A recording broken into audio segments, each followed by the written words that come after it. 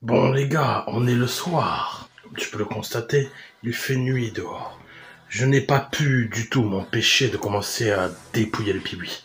Bon, je vais te montrer un peu ce qui se passe. Ce piwi, donc bon, je l'ai rentré, vous l'avez vu dans la dernière vidéo. C'est un piwi qui est resté, je pense, pas mal de temps dehors. Pas mal de points de rouille, etc. Franchement, rien, voilà, la rouille de surface. Donc bien sûr, qui dit rouille de surface dit ponçage, on va traiter, on va repeindre. C'est normal. Ce qui me faisait le plus peur, frérot, c'est pour ça que je n'ai pas pu m'empêcher de l'attaquer directement, et en pleine nuit, pendant que tout le monde dort.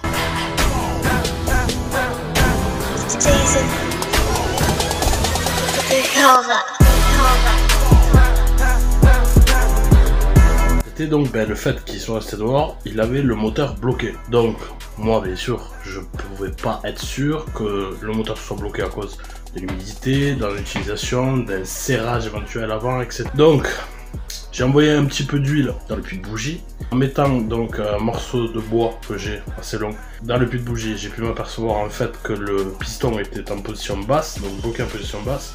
Donc j'avais un petit peu de marge pour pouvoir jouer. Donc qu'est-ce que j'ai fait? J'ai envoyé un petit peu d'huile à l'intérieur, doucement, tac. J'ai pris mon cliquet volant moteur, tout doucement, et il est venu en 2-2. Le début des hostilités, donc la petite boîte ici, j'ai démonté tout ce qui était vis, qui tenait les coques, etc.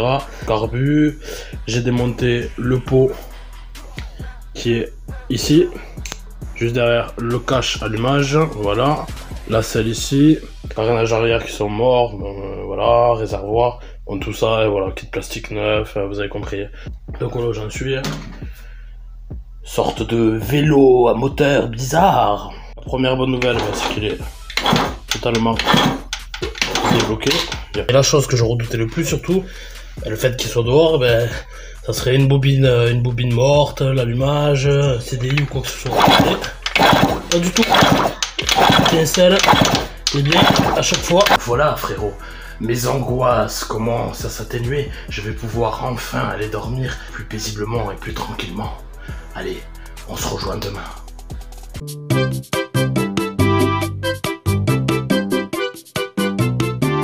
Jour 2 les amis, je vais monter au petit cabanon que j'ai là-haut pour essayer de retrouver tout simplement mes tréteaux en bois, pour essayer de me faire un petit coin pour pouvoir bosser, parce que voilà quoi. Et un petit peu ras le cul, tu vois, de bosser par terre, frérot. Allez, c'est parti. Et là, je vais monter, je vais aller essayer de trouver mes tréteaux, je sais pas trop où ils sont. Ah merde, ils y sont. Là. Ils sont là. Donc ça veut dire qu'il faut que je sorte tout. C'est chier.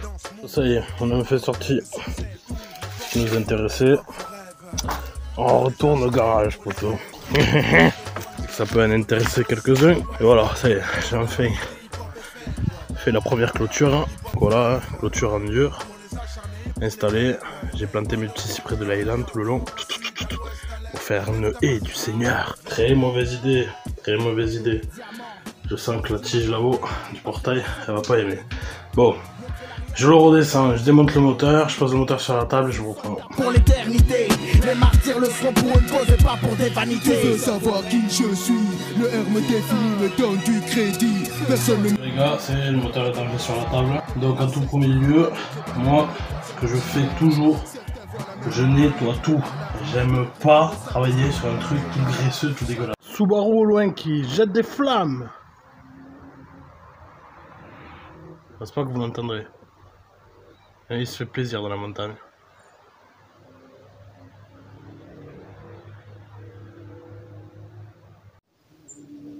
Subaru au loin.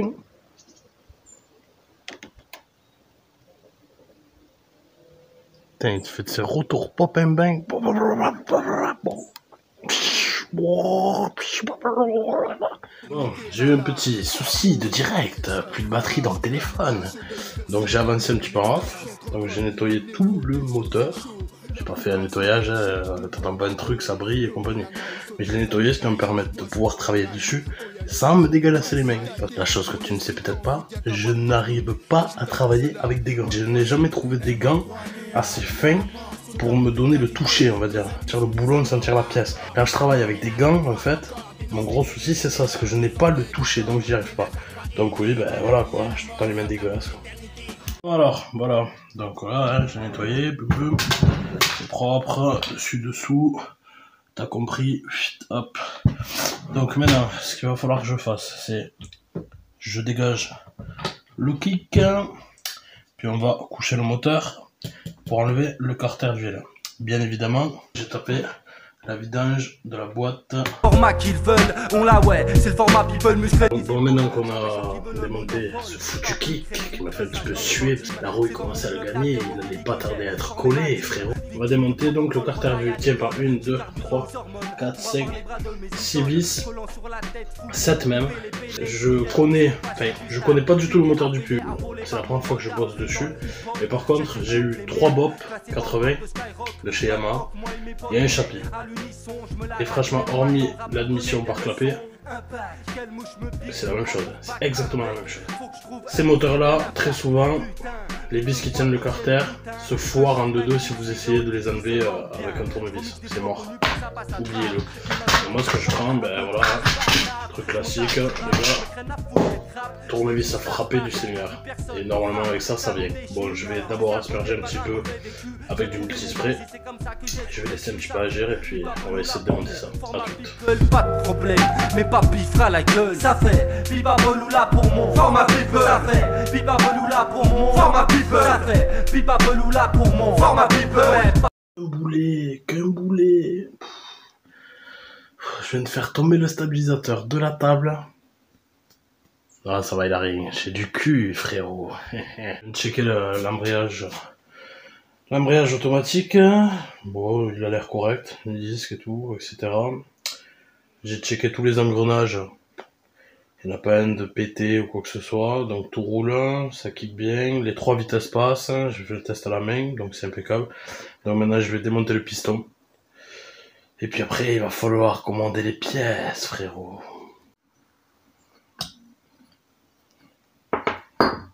Bon, la bielle, elle a son léger jeu latéral, mais ça c'est normal, mais elle a pas de jeu de haut en bas, quoi.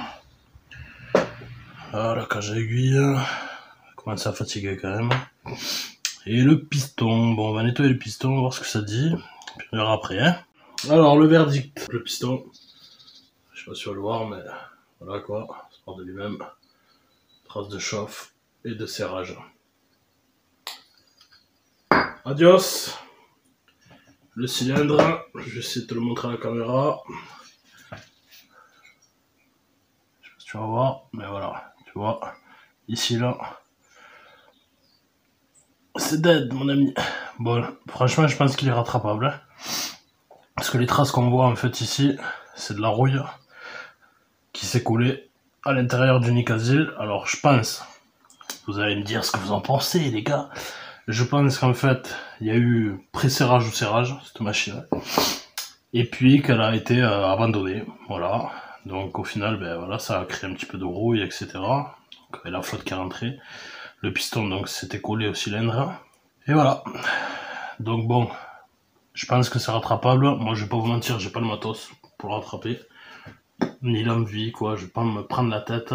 Surtout qu'il faut savoir qu'un kit cylindre, piston et culasse pour un PV80 quoi, c'est 60 balles, 9. On va commander ça, frérot. La suite au prochain épisode. A plus, poto. Tes pieds mon gros, allez baisse les faux. On encule ceux qui nous font défaut. Pour info les grandes gueules font beaucoup trop de faux. J'en ai rien à te foutre ton trou.